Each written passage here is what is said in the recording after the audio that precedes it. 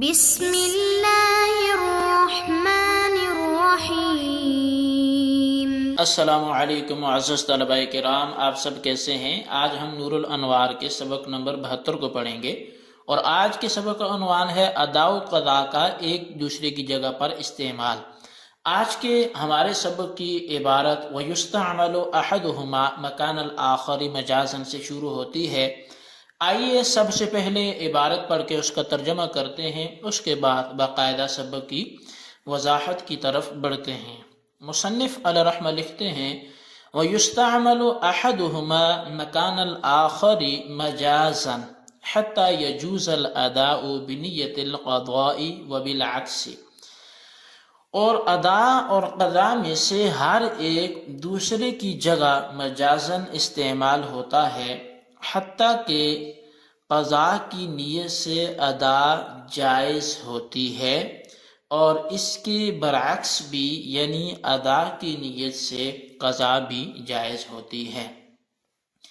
ای یستعمل کل من الاداء والقضاء مکان الآخر بطریق المجاز، یعنی ادا و قضا میں سے ہر ایک کو دوسرے کی جگہ پر استعمال بطور مجاز کے کیا جاتا ہے۔ حتیٰ یجوز الاداء بنیت القضاء، یہاں تک کہ قضا کی نیت سے ادا جائز ہے۔ بأن یقول نویت ان اقضی ظہر اليوم، بعین طور پر کہ وہ یہ کہے کہ میں نے آج کے ظہر کی قضا کی نیت کی۔ وَيَجُوزُ الْقَضَاءُ بِنِيَّةِ الْأَدَاءِ، اور قضا ادا کی نیت سے جائز ہے۔ بِأَن يَقُولَ نَوَيْتُ أَنْ أُؤَدِّيَ ظُهْرَ الْأَمْسِ، بعین طور پر کہ وہ یہ کہے کہ میں نے نیت کی کہ میں کل کی ظہر کو ادا کروں۔ وَإِسْتِعْمَالُ الْقَضَاءِ فِي الْأَدَاءِ كَثِيرٌ، اور قضا کا ادا میں استعمال ہونا یہ بہت زیادہ ہے، كقوله تعالی فَإِذَا قُضِيَتِ الصَّلَاةُ فَانتَشِرُوا فِي الْأَرْضِ، جیسے کہ اللہ تعالیٰ کا فرمان سورہ جمعہ میں کہ پس جب نماز پڑھ لو تو پھر تم زمین میں پھیل جاؤ۔ ای اذا ادیت صلاۃ الجمعۃ، یعنی اس کا معنی یہ ہے کہ جب نماز جمعہ ادا کر لو۔ لأن الجمعۃ لا تقضى، اس لیے کہ جمعہ کو قضا نہیں کیا جاتا۔ ولذا ذهب فخر الاسلام الى ان القضاء عام يستعمل في الاداء والقضاء جميعا، یہی وجہ ہے کہ علامہ فخر الاسلام اس طرف گئے ہیں کہ بے شک قضا یہ عام ہے، اس کا استعمال ادا اور قضا دونوں میں کیا جاتا ہے۔ لأنه عبارة عن فراغ الذمة وهو يحصل بهما، اس لیے کہ قضا کا مطلب ہے ذمے سے فارغ ہونا، اور یہ چیز دونوں سے حاصل ہو جاتی ہے، ادا سے بھی قضا سے بھی۔ فَكَانَ فِي مَعْنَى الْحَقِيقَةِ، تو بس یہ حقیقت کے معنی میں ہوا، بخلاف الاداء فَإِنَّهُ يُنْبِئُ عَنْ شِدَّةِ الرِّعَايَةِ وَهُوَ لَيْسَ إِلَّا فِي الْأَدَاءِ، بخلاف ادا کے کہ وہ شدت رعایت کی خبر دیتا ہے، اور وہ نہیں ہے مگر ادا میں۔ کما قال الشاعر، جیسے کہ شاعر نے کہا الذئب یعدو للغزال یأکلہ، کہ بھیڑیا فریب دیتا ہے ہرن کو تاکہ وہ اس کو کھا لے۔ ای یختلہ ویغلب علیہ، یعنی اس کو فریب دیتا ہے اور اس پر چڑھ دوڑتا ہے۔ جی طلبہ کرام، یہ ہمارے آج کے سبق کی عبارت اور اس کا ترجمہ تھا۔ اب آئیے اس سبق کی وضاحت کی طرف اور تشریح کی طرف بڑھتے ہیں۔ ادا اور قضا کی تعریف کے بعد مصنف علیہ رحمہ جو بات بتلانا چاہتے ہیں وہ ادا اور قضا میں سے ہر ایک کا دوسرے کی جگہ پہ استعمال ہونا ہے۔ ادا کے مقام پر قضا کا لفظ بول دیا گیا، یا قضا کے مقام پر ادا کا لفظ بول دیا گیا، جیسا کہ ایک تو نیت میں ہوتا ہے کہ نماز کی نیت کریں تو دل میں ارادے کا اعتبار ہے، زبان میں قول کا اعتبار نہیں ہے۔ یعنی اگر دل میں نیت تھی کہ میں ابھی ظہر پڑھنے لگا ہوں اور زبان سے اثر کا لفظ نکل آیا تو شرعی طور پر اس پر گرفت نہیں ہے، دل میں جو ہوگا اس کا اعتبار ہوگا۔ اور اگر زبان پہ ظہر نکلا، پڑھ اثر کی رہا تھا، دل میں اثر ہی تھا، تو دل والی کا اعتبار ہوگا۔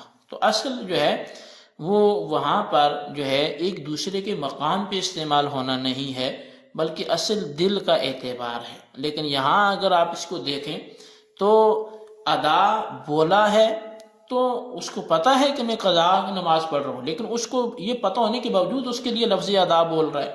اور اگر قضا بول رہا ہے تو اس کو پتہ ہے میں ادا پڑھ رہا ہوں، لیکن اس کو پتہ ہونے کے باوجود اس پر لفظ قضا کا استعمال کر رہا ہے۔ تو یہ اس صورت میں بات کی جا رہی ہے کہ اس کے باوجود بھی ایک لفظ کا دوسرے کے مقام پر استعمال یہ جائز ہے یا نہیں ہے۔ تو فرمایا کہ ادا اور قضا میں سے ہر ایک کو دوسرے کی جگہ مجازن استعمال کیا جا سکتا ہے۔ چنانچہ قضا کی نیت سے ادا جائز ہو جاتی ہے اور ادا کی نیت سے قضا درست ہو جاتی ہے۔ مثال کے طور پر اگر کسی نے آج کی ظہر ادا کرتے وقت یہ کہا کہ میں آج کی ظہر کی قضا کرنے کی نیت کرتا ہوں، تو بقرینہ آج یہ مراد ہوگا کہ میں آج کی ظہر ادا کرنے کی نیت کرتا ہوں۔ اور اگر کسی نے کہا کہ میں کل گزشتہ کل یسٹرڈے کی ظہر ادا کرنے کی نیت کرتا ہوں، تو بقرینہ گزشتہ کل یہ مراد ہوگا کہ میں گزشتہ کل کی ظہر قضا کرنے کی نیت کرتا ہوں۔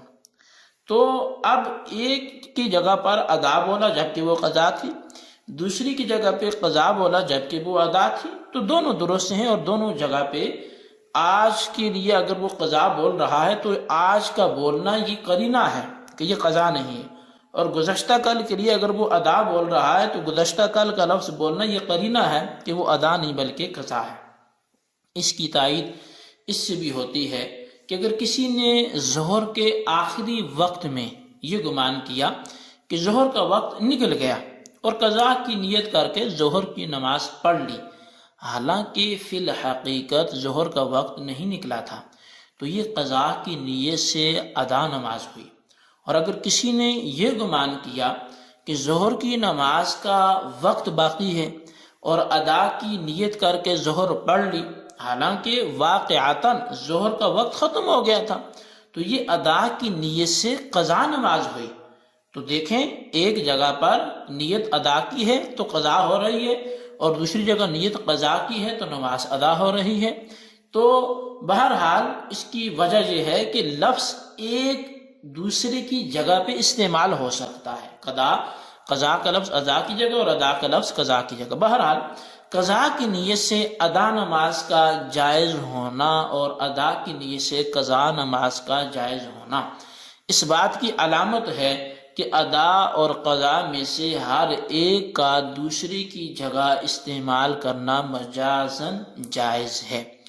لیکن قضا کا استعمال ادا کے معنی میں بکثرت ہے، چنانچہ باری تعالیٰ کے قول فَإِذَا قُضِيَتِ الصَّلَاةُ فَانتَشِرُوا میں لفظ قُضِیت ادیت کے معنی میں استعمال ہے، اور اس کی دلیل یہ ہے کہ نماز جمعہ کی صرف ادا ہوتی ہے، اس کی قضا نہیں ہوتی۔ بس نماز جمعہ کی قضا کا نہ ہونا اس بات کی دلیل ہے کہ آیت میں لفظ قضا ادا کے معنی میں مستعمل ہے، اسی وجہ سے کہ قضا ادا کے معنی میں بکثرت استعمال ہوتا ہے۔ اور علامہ فخر علیہ السلام نے فرمایا کہ لفظ قضا عام ہے، اور وہ لفظ قضا عام اس طرح ہے کہ اس کا استعمال ادا اور قضا دونوں میں ہوتا ہے، کیونکہ قضا کے معنی ذمہ داری سے فارغ ہونا، اور یہ معنی ادا اور قضا دونوں سے حاصل ہو جاتے ہیں، یعنی مامور جس طرح قضا کے ذریعے ذمہ داری سے فارغ ہو جاتا ہے، اسی طرح ادا کے ذریعے سے بھی ذمہ داری سے فارغ ہو جاتا ہے۔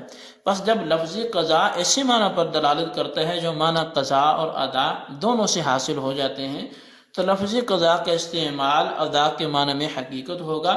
اس کے برخلاف ادا ہے کہ لفظ ادا شدت رعایت کے معنی پر دلالت کرتے ہیں، اور یہ معنی صرف ادا میں پائے جاتے ہیں، جیسا کہ شاعر نے کہا الذئب یعدو للغزال یأکلہ، یعنی بھیڑیا یا ہرن کو، یعنی بھیڑیا جو ہے وہ ہرن کو فریب میں ڈال کر اس پر غالب آ جاتا ہے تاکہ اس کو کھا لے۔ حاصل یہ کہ اد یہ جو ہے یعدو، تو اب یہ ادون کے معنی دھوکہ دینے اور غالب آنے کے ہیں، اور دھوکہ دینے والے کو شدت رعایت اور بڑی احتیاط سے کام لینا پڑتا ہے۔ لہذا ثابت ہوا کہ ادا شدت رعایت کے معنی پر دلالت کرتا ہے، اور شدت رعایت کے معنی چونکہ صرف ادا میں پائے جاتے ہیں اور قضا میں نہیں پائے جاتے، اس لیے لفظ ادا کا استعمال ادا کے معنی میں حقیقت اور قضا کے معنی میں مجاز ہوگا۔ جی طلبہ کرام، یہ ہمارے آج کے سبق کی عبارت اور اس کی وضاحت تھی، ترجمہ بھی ہوا، اس لیے اس سبق کو اچھی طرح سمجھیں اور اس کے خلاصے کو اپنے رجسٹر پر ضرور نوٹ کریں، بالخصوص ان سوالات کے جوابات دیں۔ سوال نمبر 1 یہ ہے کہ یہ بھیڑیے والی جو مثال دی گئی یہ کس بات کی ثبوت میں ہے، وضاحت کریں۔ اور سوال نمبر 2 یہ ہے کہ اگر کسی شخص نے آج کی ظہر یہ سمجھتے ہوئے کہ وقت نکل چکا ہے قضا کی نیت سے پڑھ لی، جبکہ وہ وقت ظہر ہی کا تھا، تو اس کی نماز ادا ہوئی یا قضا ہوئی، واضح فرمائے۔ اللہ تبارک و تعالیٰ سے دعا ہے جو کچھ ہم نے پڑھا سنا اسے یاد رکھنے کی توفیق نصیب فرمائے، آمین بجاہ النبی الامین صلی اللہ علیہ وسلم۔